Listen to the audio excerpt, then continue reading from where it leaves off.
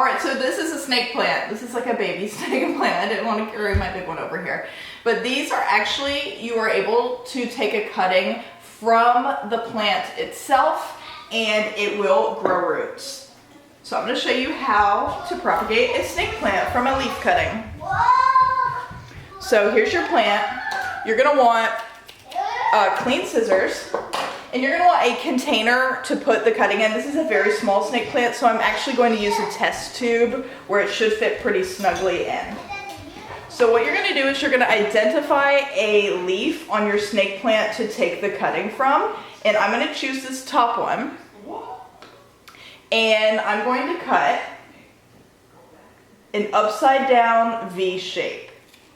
And this is going to mean 1, 2. So this is going to mean that where you cut the plant still has a pointy tip. So here's where I just cut it off from. See that? Pointy tip. And your cutting has this sort of like ribbon look at the bottom. Let's get the lighting right here. There we go. So this gives a larger surface area for the plant to grow roots from.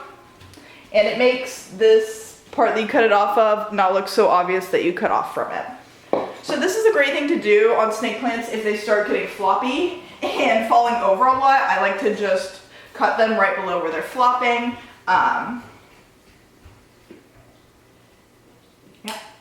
So we're going to take our rooting hormone, put a little bit, I like to put it in the lid, try to get a little bit without getting a ton. That's the trick. There we go. So we're going to take our cut edge, and I just cut it so it's a little just like wet from its own juices. You could also put it in the sink if you need to get it wet. And I'm going to dip it in here and get it nice.